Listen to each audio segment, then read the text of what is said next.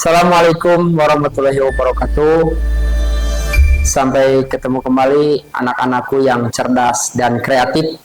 Dengan di sini Bapak Saiful Muhtadin dari SMA Negeri 1 Rongga, Kabupaten Bandung Barat. Pada kesempatan kali ini Bapak akan membahas tentang materi yang mungkin kalian sudah cukup kenal dengan materi ini. Sebelum kita lanjut ke materi, coba kali ini Bapak akan bertanya, kira-kira ada yang tahu tidak perbedaan antara bangun datar dan bangun ruang? Ayo silakan dijawab. Oke. Bagus, pintar. Itu jawaban yang betul ya. Silakan kalian bisa lebih memahami kembali materi itu dengan apa yang akan Bapak sampaikan hari ini. Ingat ya anak-anakku, bahwa bangun ruang itu sebenarnya dasarnya atau penyusunnya adalah beberapa komponen atau beberapa unsur yang mungkin sudah kamu kenal. Pertama, ada yang tahu apa ini namanya? Oke, betul, itu namanya titik. Oke, kita lihat lagi, apa ini namanya? Oke, betul, itu namanya garis atau ruas garis. Ya, kalau ada batasnya dari ujung awal dan ujung pangkal itu namanya ruas garis. Kemudian kita lihat gambar berikutnya. Oh, betul, ini namanya bangun datar. Pada kesempatan kali ini, gabungan dari unsur-unsur ini akan membentuk suatu bangun lagi yang kita namakan adalah bangun ruang. Kalian mungkin sudah tahu sedikit informasi atau pengetahuan tentang apa itu bangun ruang. Akan Bapak bahas lebih lanjut unsur-unsur yang merupakan contoh bangun ruang. Kita lihat sekarang, kalian juga bisa pikirkan bahwa contoh bangun ruang yang mungkin kalian sering temui di sekitar kamu, mau di rumah, atau di sekolah, atau di lingkungan kamu juga, ada benda yang berbentuk kotak. Nah, itu mungkin kalau di konsep matematik namanya apa? Oke, betul.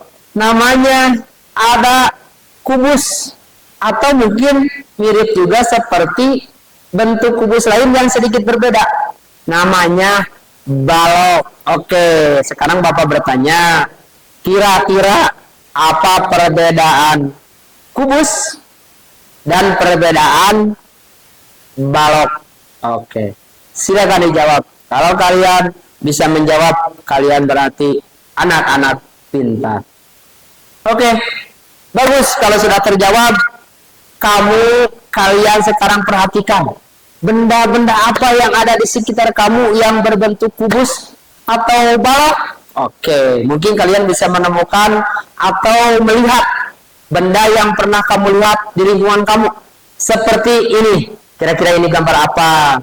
Kira-kira ini bentuk apa? Oke. Atau gambar ini? Oke. Atau gambar apa ya kira-kira ini? Oke, keren. Betul. Itu semuanya adalah benda yang berbentuk kubus atau balok. Anak-anakku yang Bapak cintai dan anak-anakku yang cerdas, sekarang kita lihat apa unsur penyusun dari benda-benda tadi, atau apa unsur penyusun dari kubus atau balok. Kita anggap atau kita pikirkan kubus aja dulu, supaya pemahamannya kita terfokus.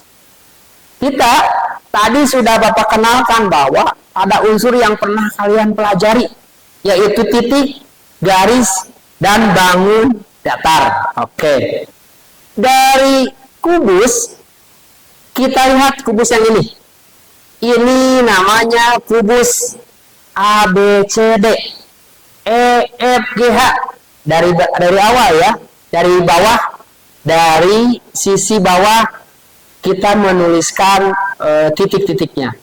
Lanjut ke atas sehingga kita memudahkan dan punya kesepakatan bahwa ini adalah kubus ABCD EFGH. Sekarang kita lihat unsur yang pertama. Nah, unsur yang pertama yaitu adalah sisi atau bidang sisi.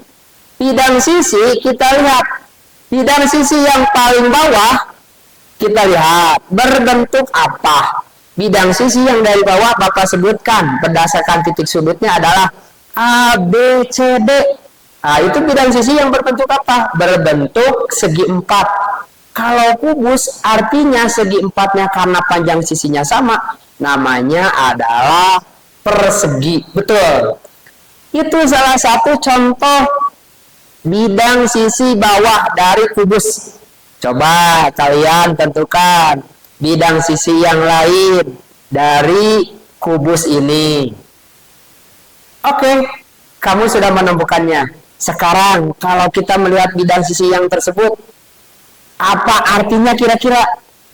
Ada sisi bawah, ada sisi atas, depan, belakang, samping kanan, samping kiri.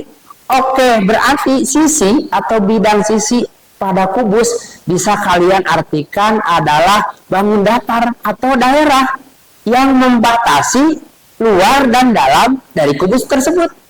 Paham kira-kira adik-adik? Oke, betul. Selanjutnya kita bahas unsur yang kedua. Unsur yang kedua namanya rusuk. Kalau kita lihat rusuk, kita lihat gambarnya.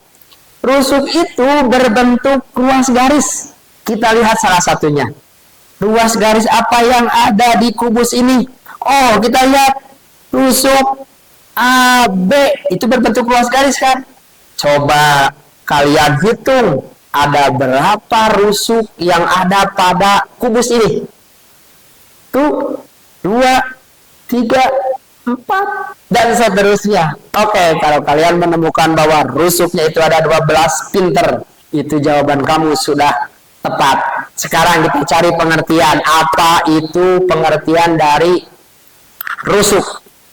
Rusuk diartikan adalah perpotongan dua sisi pada kubus. Artinya kalau sisi berpotongan, berpotongannya pasti dalam berbentuk garis atau ruas garis. Itu namanya rusuk. Sehingga rusuk tadi bisa kamu temukan ada berapa rusuk? Nah, tadi sudah kita bahas ya. Oke, unsur yang ketiga ada yang namanya titik sudut. Titik sudut kita lihat berbentuk apakah dia? Betul, berbentuk titik. Kita lihat titik A yang paling pojok di bawah sebelah kiri atau belah sini ya. Titik A itu merupakan perpotongan beberapa rusuk.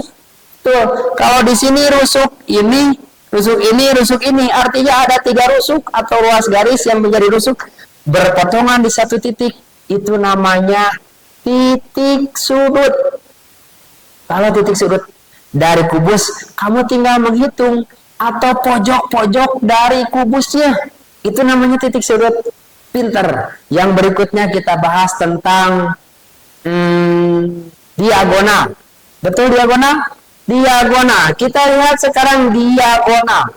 Diagonal itu ada 2. Diagonal yang Bapak bahas ini adalah terbentuk ruas garis.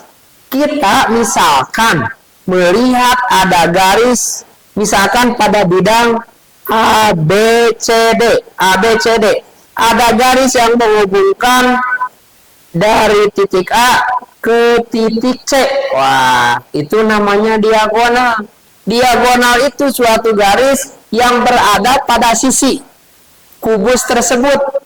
Sehingga itu dinamakan diagonal sisi. Pintar. Ya, itu kamu tadi sudah mengenal tentang diagonal ruang. Terakhir, kita akan lihat apa itu bidang diagonal. Apa bedanya bidang diagonal dengan diagonal ruang atau diagonal sisi? Kalau bidang diagonal itu adalah berbentuk bangun datar. Kamu bisa melihat dari gambar ini. Ya, ini namanya bidang diagonal. Artinya diagonalnya itu berbentuk bidang. Kalau kita lihat kubus itu kan A, B, C, D, E, F, G, H. Lihat bidang AB sama GH. Nah, itu namanya bidang diagonal, sehingga kamu bisa melihat bahwa bidangnya itu berbentuk segi empat. Kalau pada kubus, kita lihat segi empatnya seperti apa. Kamu bisa sekarang membedakan keenam unsur-unsur yang ada pada kubus.